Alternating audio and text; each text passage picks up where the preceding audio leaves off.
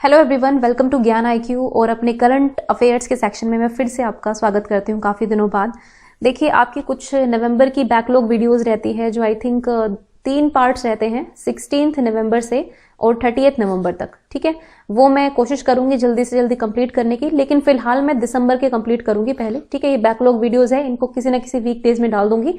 तो अभी ये पहला पार्ट है दिसंबर का। कल परसों मतलब अगले 3 दिन में आपको जो है इसके 2 पार्ट और मिल जाएंगे। ठीक है, क्योंकि ऑब्वियसली काम तो करना ही पड़ेगा ना, है ना, थोड़ी और एक्स्ट्रा मेहनत करनी पड़ेगी। आपका करंट अफेयर छूट रहा है, तो मैं सोच रही थी कि आज आपको दे दिया है आई थिंक 1 या 2 वीडियो मैं आपको संडे को दे दूंगी, जिसमें आपके 6 से 10 तक के करंट अफेयर और 11 से 16 तक के करंट अफेयर कवर हो जाएंगे। ठीक है, तो आज हम करेंगे पार्ट 1 और करंट अफेयर की वीडियोस अब हम आगे कंटिन्यू रखेंगे। वही है भाई, ठीक है, थोड़े बहुत छोटा छोटा क्विज मैं पूछूंगी आपसे बीच बीच में, वो आपको आंसर करना ही है। चलिए देखते हैं आज क्या है करंट अफेयर में। तो पहली खबर है विराट कोहली के बारे में। देखिए, क्योंकि ये बैकलॉग वीडियोस हैं, यानी कि पिछली वीडियोस हैं, तो कुछ चीजें हो सकता है कुछ चीजें हो चुकी होंगी, लेकिन आपको इन्फॉर्मेशन देनी है मुझे जस्ट, तो ये हो जाएगा कि आपको पता है इस चीज के बारे में।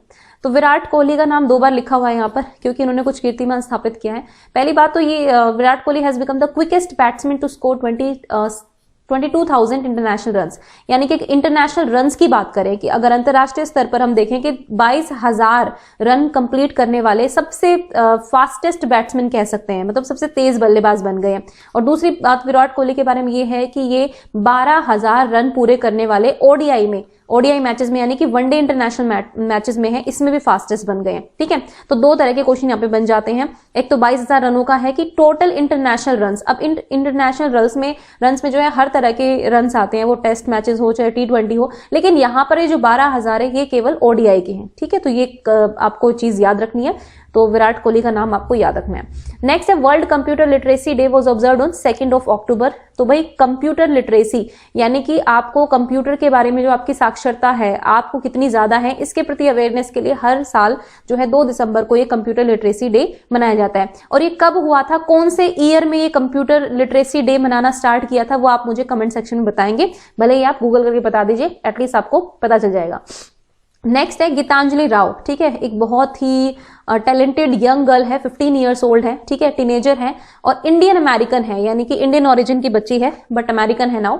ये इंडियन अमेरिकन किड है, has been named by Time magazine as the first ever kid of the year. देखो, जो टाइम मैगजीन है, ठीक है, ये जो टाइम मैगजीन है ये हमेशा पर्सन ऑफ द ईयर तो बताती ही है कि पर्सन ऑफ द ईयर कौन रहा, women of the year, male person of the year, इस तरह से बताती है। लेकिन इन्होंने पहली बार जो है किड ऑफ द ईयर, क्योंकि बच्चे इतने ज्यादा टैलेंटेड हो गए हैं आज के टाइम में। आप देखिए कि छोटे छोटे बच्चे जो हैं बड़े बड़े कीर्तिमान स्थापित कर रहे हैं। तो किड ऑफ द ईयर की इन्होंने पहली बार ये चीज स्टार्ट की है, और इस बार जो पहला kid of the year award दिया है वो दिया है गीतांजलि राव को। क्यों दिया है? इस बच्ची ने सिर्फ ये एक ही काम नहीं किया, इसने बहुत सारे काम किए, लेकिन जिसके लिए इसको दिया गया है वो है साइबर बुलिंग। ठीक है, तो साइबर बुलिंग को कम करने के लिए इस बच्ची ने एक ऐप लॉन्च की है, मतलब एक एप्लीकेशन है, मोबाइल एप्लीकेशन आई थिंक। तो वो साइबर बुलिंग को रोकने के लिए है गीतांजलि राव ने। ठीक है, आप यूट्यूब पर देख सकते हैं गीतांजलि राव को, बहुत छोटी सी बच्ची है, very inspiring. I hope I am clear to you. Next है Tamil Nadu has been adjudged the best in organ donation in the country for the 6th consecutive year. यानी कि लगातार 6th टाइम, 6ठी बार लगातार जो है तमिलनाडु टॉप पे रहा है अगर हम ऑर्गन डोनेशन की बात करें।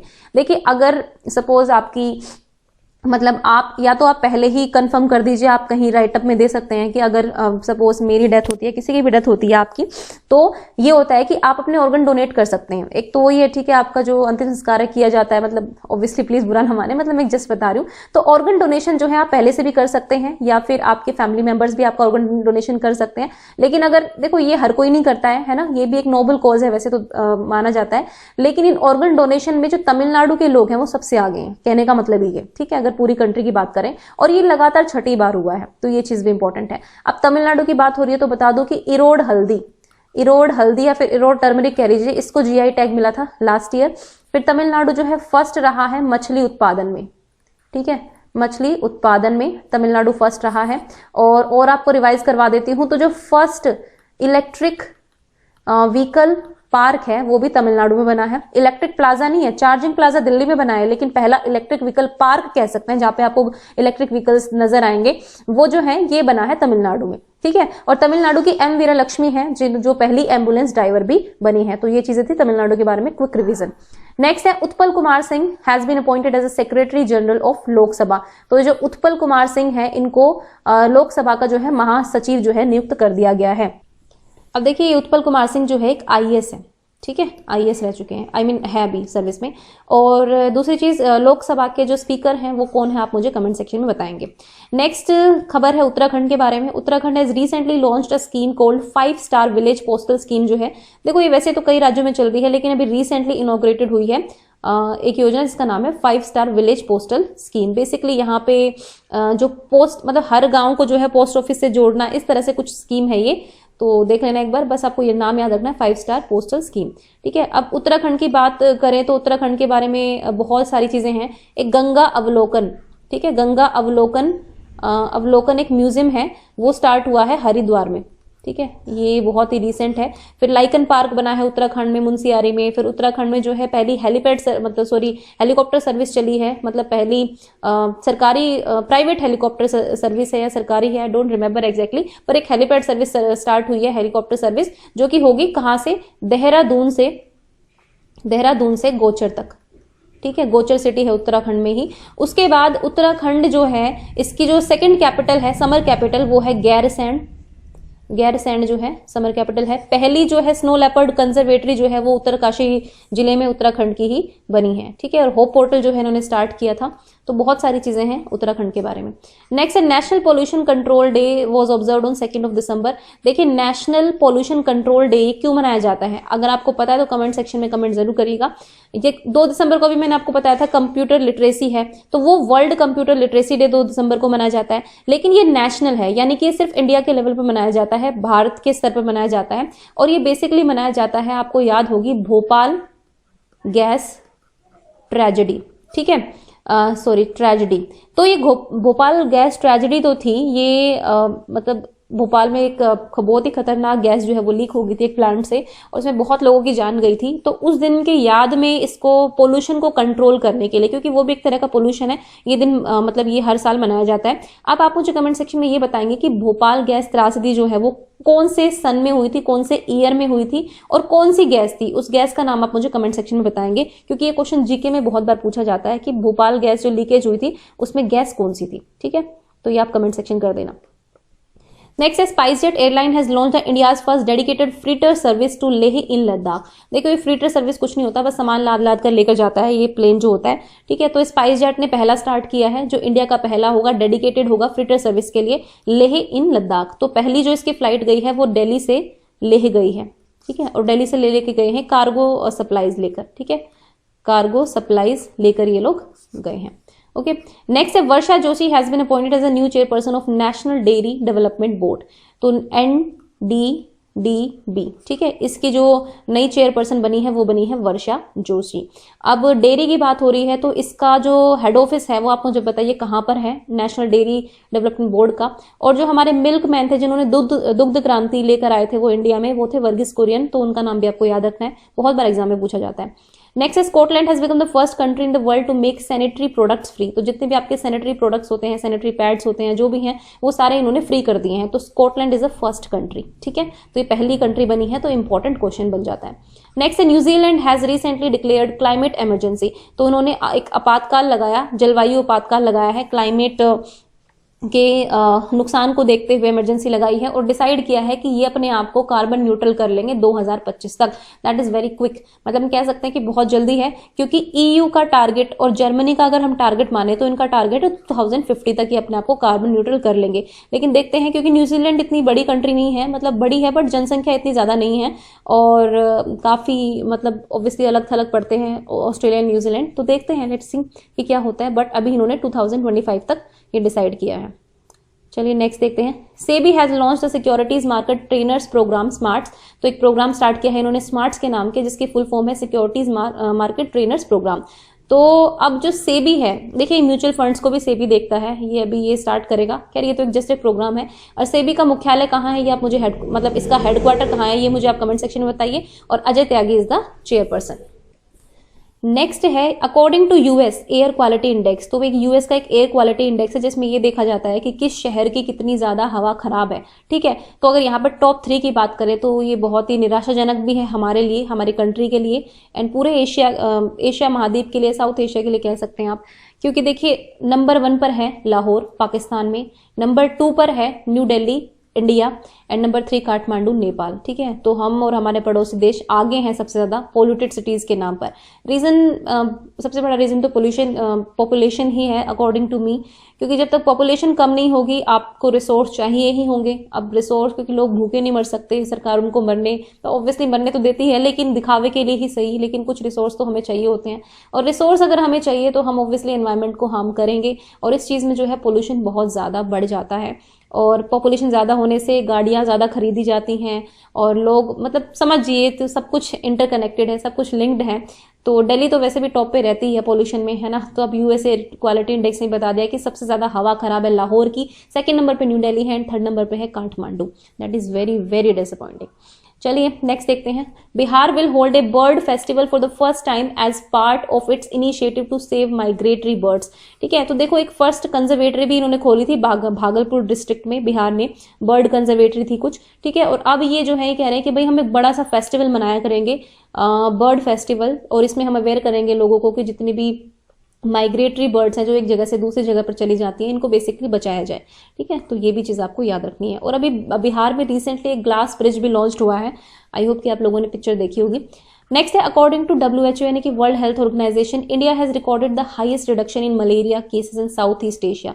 तो अगर हम साउथ ईस्ट एशिया की बात करें तो भारत जो है सबसे आगे रहा है मलेरिया को कम करने में। ठीक है, तो मतलब इस बार जो है मलेरिया के केसेस भारत में सबसे ज्यादा कम हुए हैं, मतलब जहां पर वो टॉप पर रहता था अब इस बार कम हुए हैं। ठीक है, इसकी वजह बहुत सारी चीजें हो सकती हैं, क्योंकि देखो अभी कोविड-19 का दौर था तो ऑब्वियसली काफी टाइम तक लॉकडाउन रहा, फिर लोग ज्यादा घर से बाहर निकले नहीं और बहुत सारे XYZ रीजंस हैं, या फिर हेल्थ स्कीम्स भी काफी लॉन्च हुई हैं इंडिया में, तो उनके रहते हुए भी हमें लगता है कि मलेरिया के केसेस कम हो सकते हैं, क्या खत्म ही हो जाए तो बेटर है।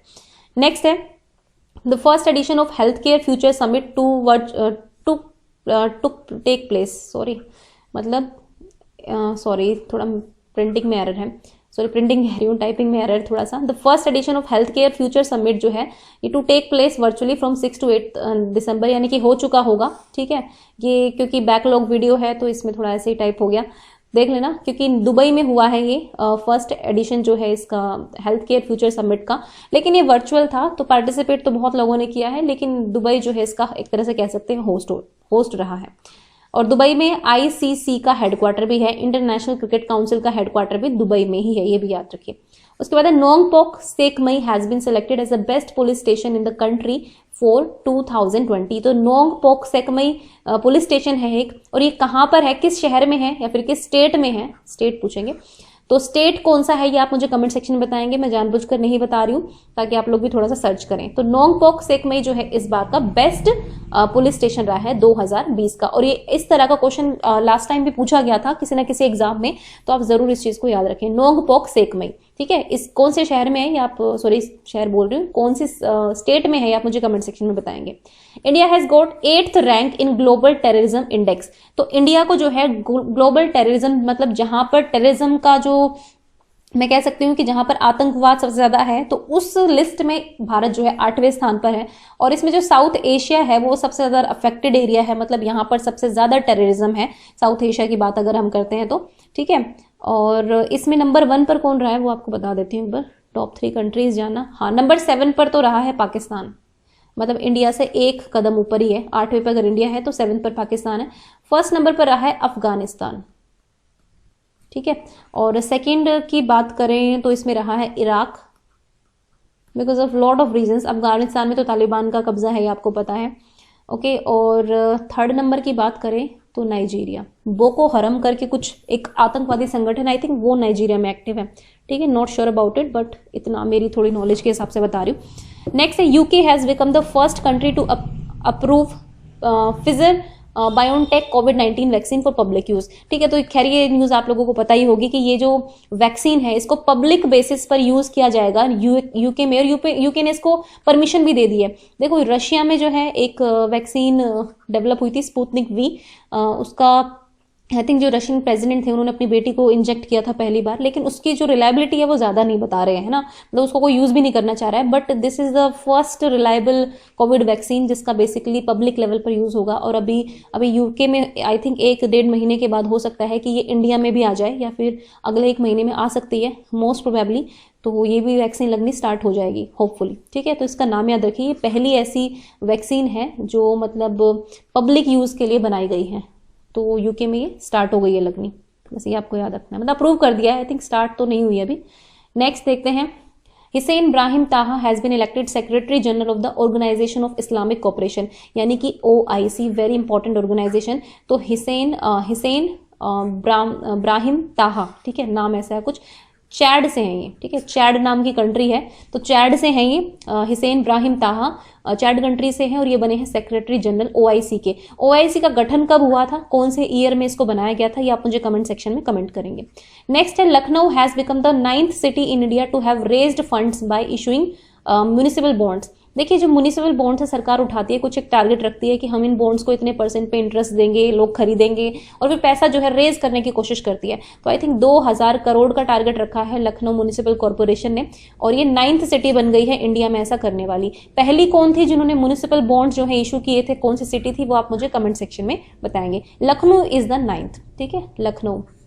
नेक्स्ट है, union minister Arjun Munda, tribal minister हैं ये, ट्राइबल अफेयर मिनिस्ट्री के हेड हैं। तो इन्होंने लॉन्च की है 10 डे लॉन्ग आदि महोत्सव वर्चुअली, मतलब एक 10 डे लॉन्ग आदि महोत्सव ये बनाएंगे बेसिकली, और फोकस स्टेट इसमें रहेगा मध्य प्रदेश, क्योंकि मध्य प्रदेश में जो है बहुत सारी जनजातियां रहती हैं, तो मेन फोकस इनका मध्य प्रदेश पर है, और 10 दिन तक चलेगा आदि महोत्सव, यानी कि आदिवासी महोत्सव, ये हम कह सकते हैं, मानकर चल सकते हैं। नेक्स्ट है, PM Narendra Modi chair 33rd version of Pragati meeting. तो देखिए, प्रगति मीटिंग होती है हर साल, तो इसकी जो 33rd एडिशन था उसको जो है ऑब्वियसली चेयरपर्सन प्रधानमंत्री नरेंद्र मोदी हैं। और प्रगति की फुल फॉर्म जानना आपके लिए बहुत जरूरी है, proactive governance and timely implementation is the full form of Pragati, ठीक है। तो ये सेंटर और स्टेट्स में जितने भी गवर्नमेंट की पॉलिसीज होती हैं उसको लेकर कुछ है। नेक्स्ट है, World AIDS Day, very very important, बहुत बार एग्जाम में पूछा जाता है, और वर्ल्ड एड्स डे मनाया जाता है हर साल 1 दिसंबर को। ये डे इतना मतलब डेट इतनी इंपॉर्टेंट नहीं होगी जितनी इंपॉर्टेंट इसकी थीम होती है, हालांकि डेट भी बहुत पूछी जाती है, लेकिन क्योंकि अब कॉमन भी हो जाती है डेट, कि आप सभी को पता होगा वर्ल्ड एड्स डे जो है वो 1 दिसंबर को मनाया जाता है, लेकिन इसकी इस बार की थीम थी ग्लोबल सॉलिडेरिटी शेयर्ड रिस्पॉन्सिबिलिटी, ठीक है, दिस वाज द थीम, याद रखिए। नेक्स्ट है, Mir Zafar Ullah Khan Jamali passed away recently, he was a former prime minister of Pakistan. बहुत इंपॉर्टेंट क्वेश्चन है, इतना लंबा तो नाम है, खैर जो भी है, ये पाकिस्तान के पूर्व प्रधानमंत्री रह चुके हैं, और आपको पता ही है कि पाकिस्तान कंट्री कितनी इंपॉर्टेंट है इंडिया के लिए, तो कोई भी क्वेश्चन मिस नहीं होना चाहिए। तो मीर जफर उल्लाह खान जमाली जो है पूर्व प्रधानमंत्री थे पाकिस्तान के, ठीक है, ये चीज भी आपको याद रखनी है। नेक्स्ट चलते हैं, माउंट इली लेवोटोलॉक, ये जो है इंडोनेशिया की एक ज्वालामुखी है, ये अभी रिसेंटली इरप्ट हुआ था, ठीक है। तो पूछ लेते हैं कई बार कि भाई ये एक ज्वालामुखी फटा था, ये कहाँ फटा था, ये भी पूछ लेते हैं, कंट्री का नाम जरूर पूछ लेते हैं। देखो, इंडोनेशिया में वैसे तो बहुत सारे सक्रिय ज्वालामुखी हैं, और इंडिया में कौन सा ज्वालामुखी है जो सक्रिय है ये बताना है आपको, जो एक्टिव है बेसिकली, है ना, एक्टिव है। तो बताइए मुझे, है कि नहीं है। आई थिंक एक ज्वालामुखी है, एक है वोल्केनो, तो अगर आपको पता है तो उसका नाम आप कमेंट सेक्शन में बता सकते हैं, जो एक्टिव हो जाता है, मतलब हुआ तो नहीं है काफी सालों से, बट एक्टिव उसमें उसका नाम आता है क्योंकि वो एक्टिव हो सकता है, माना जाता है। नेक्स्ट है, Assam government is planning to bring new laws for transparency in marriage. तो भाई शादियों में जो है पारदर्शिता के लिए असम गवर्नमेंट प्लान कर रही है कि ये लोग एक लॉ लेकर आएंगे। अब कितना हो पाएगा सक्सेसफुल ये नहीं पता है, बट ये प्लान कर रहे हैं कि भाई ट्रांसपेरेंसी हो मैरिज में भी, बेसिकली दहेज वहेज के लिए भी होगा, और कुछ और भी चीजें होती हैं मैरिज से रिलेटेड, तो इसमें ट्रांसपेरेंसी लाने की कोशिश कर रहे हैं। तो मतलब ये कह सकते हैं कि मैरिज भी अब इसमें आएगी। नेक्स्ट है, shipping ministry will launch the Ramayana cruise service on Sarayu river in Ayodhya. देखिए, अयोध्या जो है वो सरयू नदी के किनारे पर बसा हुआ है, आप में से कुछ लोग होंगे जो यूपी के होंगे, उनको पता होगा। तो शिपिंग मिनिस्ट्री जो है एक रामायण क्रूज चलाएगी वहां पर अयोध्या में, ठीक है, सरयू नदी में, क्योंकि सरयू नदी देखो टूरिस्ट प्लेस तो है ही अयोध्या, अब राम मंदिर भी बन जाएगा तो फिर और ज्यादा लोग टूरिस्ट आएंगे शायद वहां पर, ठीक है। तो ये क्रूज सर्विस जो है बेसिकली इसीलिए चलाए जा रहे हैं। और एक और इंडिया की पहली जो सोलर फेरी थी, ठीक है, पहली सोलर फेरी जो पूरी तरह से सोलर पावर पे चलती है वो है आदित्य फेरी, मतलब एक बोट ही होती है, और इसको जो है गोस्टॉव अवार्ड में मिला था, ठीक है, क्योंकि ये सोलर पावर पर चलती है पूरी तरीके से, तो ये भी याद रखिए। नेक्स्ट है शेमलेस। ये शेमलेस एक शॉर्ट फिल्म है, इसको सेलेक्ट कर लिया गया है भारत की तरफ से शॉर्ट फिल्म कैटेगरी में। ऑफिशियल एंट्री है ये 93rd ऑस्कर्स के लिए, मतलब भारत की तरफ से ऑफिशियली शेमलेस फिल्म, एक शॉर्ट फिल्म है, ये जाएगी ऑस्कर में, ठीक है। This is a category of short film, ठीक है, वैसे वाली शॉर्ट फिल्म की बात यहाँ पर नहीं हो रही है। नेक्स्ट देखते हैं, Singapore has emerge as the biggest source of FDI for India in April to September. पहले भी सिंगापुर था, मतलब जितनी भी ज्यादा जो फॉरेन डायरेक्ट इन्वेस्टमेंट आती है हमारी कंट्री में, वो आती है सिंगापुर की तरफ से ही, उस रास्ते से ही आती है, सबसे ज्यादा वहीं से आती है। तो फॉरेन डायरेक्ट इन्वेस्टमेंट में हम कह सकते हैं सिंगापुर जो है टॉप पर है इंडिया के लिए। सेकेंड पर कौन है? यूएसए। दूसरी हमारी कंट्री में जो है फॉरेन डायरेक्ट इन्वेस्टमेंट्स आती हैं, यानी कि आई थिंक सकल विदेशी निवेश करके कुछ है, फॉरेन डायरेक्ट इन्वेस्टमेंट, विदेशी सकल निवेश, कुछ ऐसा ही है ना। तो ये है यूएसए सेकंड नंबर पर है और फर्स्ट नंबर पर है Singapore. Very very important question, बहुत बार पूछा जाता है। नेक्स्ट है रणजीत सिंह दिसाले। तो ये महाराष्ट्र के हैं और इनको मिला है ग्लोबल टीचर प्राइज 2020, ठीक है, ग्लोबल टीचर प्राइज हर साल मिलता है किसी ना किसी टीचर को, और ये महाराष्ट्र से हैं और इनको आई थिंक 7.5 करोड़ रुपए मिले हैं इस प्राइज में। तो इन्होंने वैसे भी अनाउंस कर दिया है कि इसका जो हाफ है ये डोनेट करेंगे। और ये काम किस लिए करें, क्यों मिला है इनको? तो इन्होंने गर्ल्स एजुकेशन के लिए बहुत काम किया है, मतलब गर्ल्स की शिक्षा को बढ़ावा देने के लिए घर घर जाकर या बहुत सारी सी चीजें इन्होंने की हैं, जिसकी वजह से इनको ग्लोबल टीचर प्राइज मिला है। और हर साल एक ही व्यक्ति को मिलता है, तो इस बार ये भारत के रंजित से दिसाले रहे हैं, तो अपने आप में बहुत सम्मान की बात है। नेक्स्ट है महाराष्ट्र की बात हो रही है, तो Maharashtra cabinet has cleared a proposal to rename all residential colonies having caste based names. तो जिन भी रेजिडेंशियल कॉलोनीज के कास्ट के बेस पर नाम है, इसको जो है वो रीनेम करेंगे, बेसिकली कास्ट सिस्टम को खत्म करने के लिए, या जो भी कह सकते हैं, ताकि कास्ट से कोई कॉलोनी न जानी जाए, बल्कि कॉलोनी का अपना एक यूनिक नेम हो, कास्ट उसमें ना आए बीच में। और महाराष्ट्र की बात हो रही है, तो ई पीक पहानी एक ऐप है, इन्होंने लॉन्च की थी फॉर फार्मर्स। उसके बाद माई रिस्पॉन्सिबिलिटी माई फैमिली, ये भी एक इन्होंने इनिशिएटिव लॉन्च किया था। एक निर्माणशील प्रोजेक्ट है, ठीक है, ये वैसे मैंने आपको पहले भी बताया है। निर्माणशील प्रोजेक्ट है, ये बेसिकली उड़ीसा में और महाराष्ट्र में हो रहा है बाय यूरोपियन यूनियन, ठीक है, इंफ्रास्ट्रक्चर को लेकर। नेक्स्ट है Singapore has become the first country to approve sale of lab created meal, ठीक है, लैब में मीट जो है क्रिएट किया जाएगा, तो इसके लिए सिंगापुर जो है पहली कंट्री बन गई है, क्योंकि उधर जो है सी फूड और ये सब बहुत चलता है, मीट ही मिलता है आपको। अगर आप उधर कहीं घूमने गए हैं या कभी जाएं तो अपने खाने का बंदोबस्त भी करके जाएं। नेक्स्ट है AR Rahman has been appointed as a brand ambassador of BAFTA breakthrough India initiative. तो बाफ्टा का ये एक ब्रेक थ्रू इंडिया इनिशिएटिव है, तो इसका ब्रांड एम्बेसडर बनाया गया है AR रहमान को, म्यूजिक डायरेक्टर है। नेक्स्ट है Goa has launched A one time power bill settlement scheme, इन्होंने लॉन्च की है। और गोवा की जो खोला मिर्च है उसको GI टैग मिला था लास्ट ईयर, ठीक है, तो ये भी आप चीज याद रखना। और इस बार के जो फिल्म इंटरनेशनल फिल्म मतलब इंडिया इंटरनेशनल अवार्ड जो हुए हैं, फिल्म अवार्ड्स हुए हैं, वो भी हुए हैं गोवा में। नेक्स्ट है 6th India international science festival 2020 जो है ये 22 से 25 दिसंबर तक होगा, ठीक है, ये आपको याद रखना है। छठा है इसका संस्करण India international science festival, important है। नेक्स्ट है India has invited Boris Johnson, ठीक है, बोरिस जॉनसन को चीफ गेस्ट के रूप में 2021 का जो रिपब्लिक डे हम मनाएंगे यानी कि 26 जनवरी, उसके लिए इनको न्योता भेजा गया है। इन्होंने इन्वाइट किया है, अभी आएंगे या नहीं आएंगे ये अभी कंफर्म नहीं हुआ है, बट ऑलमोस्ट कंफर्म ही है।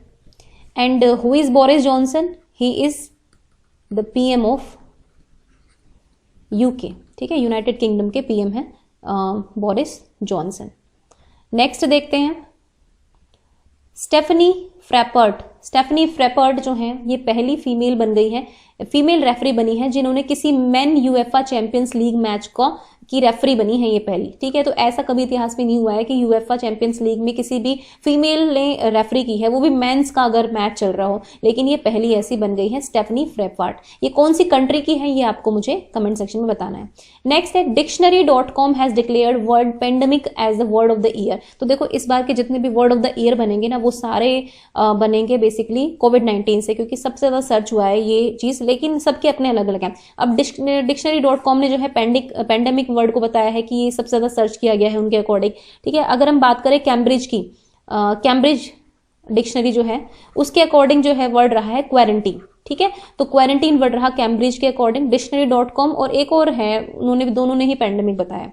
नेक्स्ट है Uttarakhand has constructed the state's first eco bridge to save reptiles and small animals from vehicular accidents. तो देखिए जैसे मान लीजिए ये जंगल है, ठीक है, तो एक ऐसे ऊपर इन्होंने इको ब्रिज बनाया है, कुछ ऐसी झाड़ियों से रिलेटेड, आप देखना एक बार पिक्चर इसकी।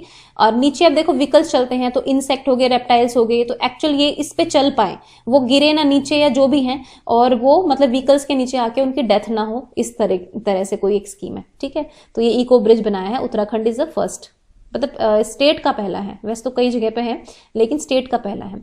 नेक्स्ट है प्रेसिडेंट डोनाल्ड ट्रंप के बारे में, जो अभी कुछ दिन के ही प्रेसिडेंट हैं, उन्होंने अवार्ड किया है, मेडल ऑफ फ्रीडम दिया है। तो देखो मेडल ऑफ फ्रीडम जो है ये होता है, जैसे हमारी कंट्री में भारत रत्न होता है, वैसे ही यूएस में सबसे बड़ा सिविलियन अवार्ड है मेडल ऑफ फ्रीडम। ये इन्होंने दिया है लो होल्ड्स को, और ये फुटबॉल टीम के आई थिंक कोच थे, तो इसीलिए इनको मिला है। तो डोनाल्ड ट्रंप ने इनको ये अवार्ड दिया है। नेक्स्ट है John Ibrahim has become PETA India's person of the year 2020। तो पेटा इंडिया ने पर्सन ऑफ द ईयर चुना है जॉन इब्राहिम को। नेक्स्ट है महाशय धर्मपाल गुलाटी, इनका नाम आपने सुना होगा और इनके एड्स भी देखे होंगे। ये इनका निधन हो गया है। ये कौन थे? ये वही बुजुर्ग व्यक्ति हैं जिनको आप एमडीएच के एड्स में देखते हैं, और इनका निधन हो गया है। आई थिंक ये पक्का ये क्वेश्चन आएगा इस बार एग्जाम में, क्योंकि he was a famous personality. और एमडीएच की फुल फॉर्म क्या है ये आप मुझे कमेंट सेक्शन में बताएंगे। मुझे पता है क्योंकि जब मैं इस न्यूज को पढ़ रही थी तो मैंने पूरी फुल फॉर्म पढ़ी थी और मेरे लिए फर्स्ट टाइम था, तो आई होप कि आप लोग भी सर्च करके बताएंगे कि एमडीएच की फुल फॉर्म क्या होती है। महाशय धर्मपाल गुलाटी जो है उनका निधन हो गया। नेक्स्ट है Suryadhar lake has been recently inaugurated in Uttarakhand. तो उत्तराखंड में भी रिसेंटली सूर्यधर लेक का जो है उद्घाटन किया गया है। और उत्तराखंड में एक फेमस लेक भी है टिहरी लेक, ठीक है। If you visit Uttarakhand do visit Tehri lake also, it's very beautiful. Next है और हाँ, उत्तराखंड में जितनी भी लेक्स हैं उनको बेसिकली ताल के नाम से जाना जाता है, जैसे भीमताल, नैनीताल। यहाँ पर जितने भी ताल वाली जगह है वहां पर एक ना एक लेक या तालाब आपको जरूर मिलेगा, इसलिए वहां पे नाम नेमिंग की जाती है। नेक्स्ट है 9th international sand art festival begin at Chandrabhaga beach. This is important question. तो जो इंटरनेशनल आर्ट फेस्टिवल हुआ है, सैंड आर्ट फेस्टिवल है, जहां पर आपको पता है कि मिट्टी से जो है समुद्र के किनारे मिट्टी के कुछ ऐसी आर्ट्स बनाई जाती हैं जो बहुत ही ब्यूटीफुल होती हैं, बहुत सारे आर्टिस्ट आते हैं इसमें। तो ये फेस्टिवल जो है स्टार्ट हुआ है चंद्रभागा बीच, जो कि है उड़ीसा में। अब देखो चंद्रभागा बीच जो है पहला था भारत का जिसको ब्लू फ्लैग सर्टिफिकेशन मिला था, यानी कि इंपॉर्टेंस मिल जाती है पूरे वर्ल्ड में अगर आपको ब्लू फ्लैग सर्टिफिकेशन मिल जाता है। तो चंद्रभागा बीच पहला था। इसके बाद इसी साल जो है 2020 में 8 और बीचेस हैं जिनको ब्लू फ्लैग सर्टिफिकेशन मिला है। तो टोटल ब्लू फ्लैग सर्टिफिकेशन के जो बीच हैं इंडिया में 9 हो गए हैं। पहले एक था और एक 8वां, और उड़ीसा के 2 हैं, ठीक है। तो उड़ीसा का दूसरा कौन है जिसको अभी रिसेंटली मिला है, वो आप कमेंट सेक्शन में कमेंट करके जरूर बताएं। नेक्स्ट है लुफ्तांसा एयरलाइन, ठीक है। ये जर्मनी की एयरलाइन है। इन्होंने एक इनिशिएटिव स्टार्ट किया है जो है calendar of hope initiative to help street and slum children जो है बच्चों इंडिया में, यानी कि भारत में जो गलियों में और स्लम्स में जो बच्चे रहते हैं उनके लिए कैलेंडर ऑफ होप नाम से एक इनिशिएटिव लॉन्च किया है लुफ्तांसा एयरलाइंस ने, और ये एयरलाइन है जर्मनी की, ये भी याद रखिए। नेक्स्ट है Majerhat bridge of Kolkata has been named as Jai Hind to mark the 125th birth anniversary of Subhash Chandra Bose. तो 125वीं जयंती बनाई गई सुभाष चंद्र बोस जी की। और ये जो मजेरहत आई थिंक यही नाम है इसका, मजेरहत ब्रिज जो है कोलकाता का, इसको नया नाम दे दिया गया है जय हिंद, ठीक है। और इसीलिए दिया गया है बेसिकली सुभाष चंद्र बोस जी की एनिवर्सरी मनाने के लिए। इन्होंने फॉरवर्ड ब्लॉक नाम से स्टार्ट किया था बेसिकली अपनी पार्टी जो थी, तो किसी और ने बनाई थी लेकिन बाद में आजाद हिंद फौज इन्होंने उसको नाम दिया था बाद में, पहले उसका नाम फॉरवर्ड ब्लॉक था, ठीक है। नेक्स्ट है धर्मेंद्र प्रधान, ठीक है। धर्मेंद्र प्रधान कौन से मिनिस्टर हैं ये आप मुझे कमेंट सेक्शन में बताएंगे, ठीक है। मतलब थोड़ा सा पूछना चाहती हूँ, यूनियन मिनिस्टर है ऑब्वियसली, लेकिन कौन सा डिपार्टमेंट है इनके पास ये बताइए। Has launch India's first indigenously developed 100 octane premium petrol, ठीक है। तो ये बहुत इंपॉर्टेंट क्वेश्चन है। देखो अभी भारत में जो है अपना खुद का पेट्रोल है ये 100 ऑक्टेन प्रीमियर पेट्रोल, जो पूरी तरह से स्वदेशी है, जो भारत में निर्मित किया गया है, और इसका नाम रखा गया है XP100, ओके। ये ब्रांड नेम रखा गया है इसका XP100। तो ये 100 ऑक्टेन प्रीमियम पेट्रोल है, तो ये भी याद रखना इसमें ऑक्टेन है, ओके। और मतलब ये इंडिया का इंडिजिनसली है और पहला है, इसलिए बहुत इंपॉर्टेंट क्वेश्चन बन जाता है। तो बताइए धर्मेंद्र प्रधान जो है किस मिनिस्ट्री को संभालते हैं। सो गाइज ये थी आज की करंट अफेयर की वीडियो। आपकी 2 वीडियो और जो है आपको लगातार मिलेंगी, या तो एक कल मिलेगी एक परसों, ठीक है। इस तरह से अगर कल करंट अफेयर की वीडियो नहीं मिली तो परसों आपको 2 वीडियोज मिल जाएंगी, ठीक है। तो इस तरह से काम होगा। अभी थोड़ा सा कोशिश करूंगी कि रेगुलर रहूं चीज़ों में। लेकिन बस वही है, थोड़ी सी प्रॉब्लम आ जाती हैं और कुछ ड्यूटीज़ हैं जो पहले आती हैं हर चीज़ से, बस इसी में थोड़ा देर हो जाती है। Okay guys, and thank you for watching ज्ञान IQ।